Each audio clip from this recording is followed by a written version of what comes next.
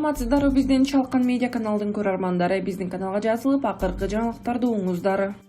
Жогорку кеңеш 11 миллион сомго техника сатып алууну көздөп жатат. Тендердеги маалыматка караганда, Жогорку кеңеш 143 ноутбук, 12 LED монитор, 54 персоналдык компьютер жана 47 принтер сатып алууну пландоодо. Жогорку кеңеш жаңы ноутбуктарды жана жыйындар залына керектүү жабдууларды сатып алуу үчүн 11 миллион сомго тендер жарыялады. Бул маалыматты парламенттин маалымат кызматынын жетекчиси Индира Коралбекова тастыктады. 5-6 октябрь күнү окуяларда Жогорку кеңештин имаратындагы бардык техника, жабдуулар талкууланган. Алып кеткендер дагы болгон. Жыйындар залында депутаттардын алдында турган ноутбуктар, түз эфирди камсыздоочу мониторлор, серверлер жок кылынган. Ошонун баарын кайрадан алуу үчүн тендер жарыяланып, мамлекеттик сатып алуулар порталына илинди, деди Коралбекова. Тендердеги маалыматка караганда, Жогорку кеңеш 143 ноутбук, 12 LED монитор, 54 персоналдык компьютер жана 47 принтер сатып алууну пландап жатат. Эске салсак, быйылкы парламенттик шайлоонун жыйынтыгына нааразы болгондор 6 октябрга караган түнү Ала Тоо аянтына митингге чыккан. Айрымдары Жогорку кеңештин имаратына кирип талкалап, бир топ зыянга учураткан. УКМК саясатчы Бектур Асановду адамдардын эмоциясы менен ойнобоого чакырды. Улуттук коопсуздук боюнча мамлекеттик комитет премьер-министрлик кызматын убактылуу токтоткон Садыр Жапаровдун тарапкерлери деп эсептелген тараптардан агрессивдүү посттурган жана социалдык түйүндөрдөгү коркутууларга байланыштуу чакырыктар жөнүндө билдирме таратты. Мекеме бул жөнүндө президенттикке талапкерлигин жылдырган Бектур Асановдун сөзүн өзүнчө белгилеп, аны ашыкча эмоционалдуу деп баалаган. УКМК мындай билдирүү социалдык түйүндөрдүн колдонуучуларынын кадыр-баркына шек келтирип, коомчулук нааразычылык жаратат деп эсептейт. Атайын кызмат Асанов мындай жол менен адамдардын эмоциясына ойноп жатканын маалымдап, анын жоопкерчилиги бар экенин эскертет. Башка жарандык активисттер жана саясий ишмерлерде жеңил пиар үчүн ушул сыяктуу фейк маалыматтарды таратып, кырдаалды атайлап курчутуп жатат. УКМК бардык укук коргоо органдары менен бул багытта тиешелүү жумуштарды улантат. Буга байланыштуу бардык жактарды кандайдыр бир чыгымчыл чакырыктарды, туура эмес маалыматтарды жана күмөндүү видео материалдарды тартуудан карманууга чакырабыз, деп айтылат атайын кызматтын билдирүүсүндө. Коопсуздук комитети коркутуу фактыларын укук коргоо органдарына тапшырууга үндөгөн. Саясатчы Бектур Асанов 27 ноябрда басылмаларга берген маегинде Садыр Жапаровду сындагандарды жана президенттикке талапкерлигин койгон кишилердин анын тарапкерлери өлтүрүп кетебиз деп коркутуп жатканын билдирген. Ал ушул эле күнү мөөнөтсүз ачык-ачык жарыялаган. Асанов фактысы менен бийликке 2 талап койгон. Биринчиси 2016 жылы бир нече саясатчы менен кошо бийликти басып алууга аракеттенген деген айып менен өзүнө карата козголгон кылмыш ишин жогорку сотту чукул арада кайра кароо керек. Экинчиси келерки жылдын 10 январына белгиленген президенттик шайлоого катышуу ниетин билдирген талапкерлердин социалдык түйүндөрдө белгисиз аккаунттар аркылуу каралоону токтотуу, чектен ашкандардын укук коргоо органдары аркылуу таптырып жазага тартуу, конституциялык реформаны жана Садыр Жапаровдун өкмөтүн сынга алгандар коркутууга кабылып жатканын мурдараак бир нече активист, коомдук ишмерлер да айтып чыгышкан.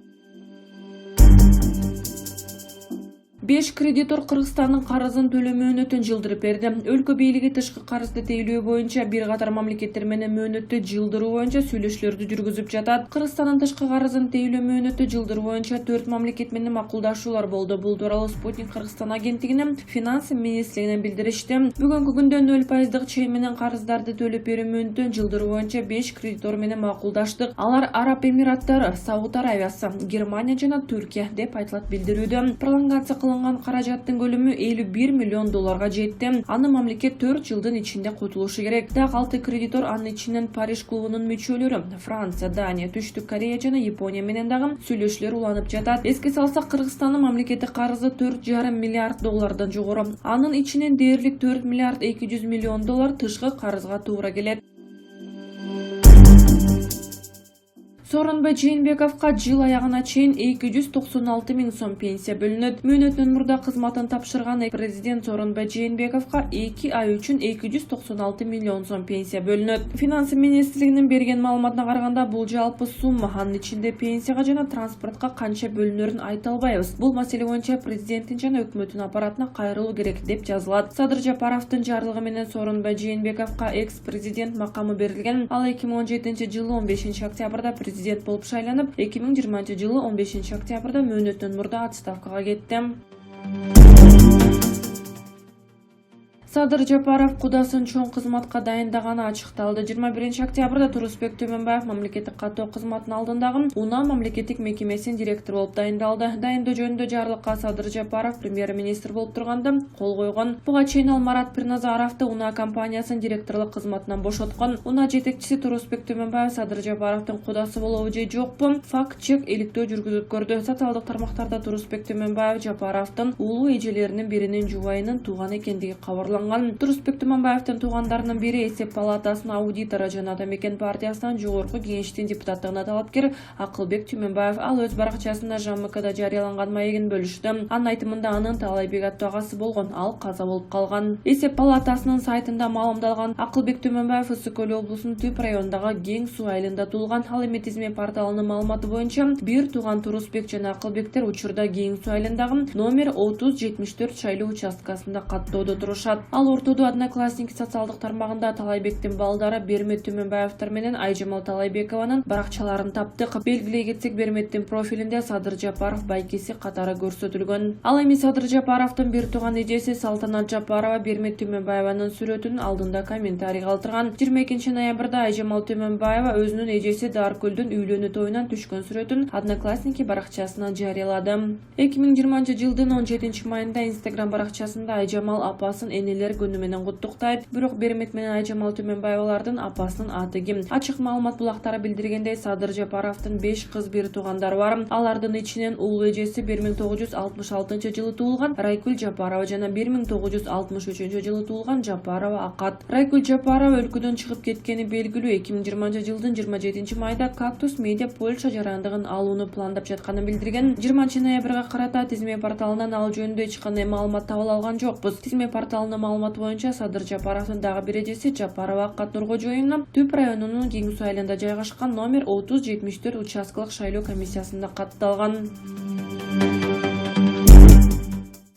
Камчы Бекташиевдин абалы бүгүн 28 ноябрда УКМКнын төрагасы Камчы Бекташиевдин кайрадан катуу оору ооруканага барганы маалым болду. Бул тууралуу жергиликтүү басылмалар жазды. Маалыматка караганда бүгүн Ташиев өзүн алсыз сезгенден улам ооруканага барган. Дарыгерлердин текшерүүсүнөн өткөндөн кийин ал ден соолугу канааттандырарлык экенин билдирген. Эске салсак, 26 ноябрда Улуттук коопсуздук мамлекеттик кызматынын төрагасы Камчы Бекташиев ден соолугуна байланыштуу ооруканага жаткырылган.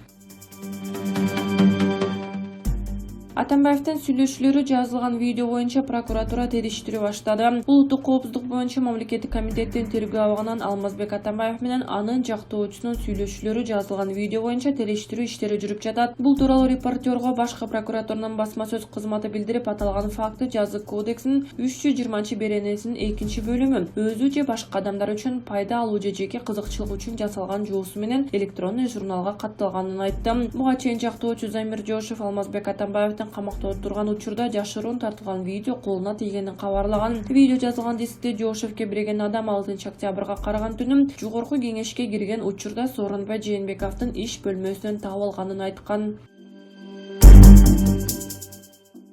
Мыйзамсыз байган экс-вице-премьер-министр Тайырбек Сарпашевке иш козголду. Финансы полициясынын кызматкерлери 2020-жылдын ноябрь айында мурдагы аткаминердин үйүн тинтүүгө алган. Мурдагы вице-премьер-министр Тайырбек Сарпашевке кылмыш иши козголду. Бул тууралуу экономикалык кылмыштарга каршы күрөшүү кызматы билдирди. Маалыматта финансы полициясы Сарпашевке карата мыйзамсыз баюу фактысы боюнча сотко чейинки өндүрүш баштаганы айтылат. Мурдагы вице-премьер Сарпашев мамлекеттик мекемеде жетекчилик кызмат ордуну ээлеп турганда көп сандаган кыймылды жана мүлктү сатып алган. Кийин аны декларацияда көрсөтпөстөн жакын туугандарына каттаган деп айтылат маалыматта. Финпол бул сотко чейинки өндүрүштүн алкагында Сарпашев суракка чакырылганын белгиледи. Белгилей кетсек, Тайырбек Сарпашев 2012-2014 жылдары Кыргызстандын экономика жана инвестиция боюнча вице-премьер-министр болуп эмгектенген. 2020 жылдын ноябрь айында Финпол анын үйүн тинтүүгө алган.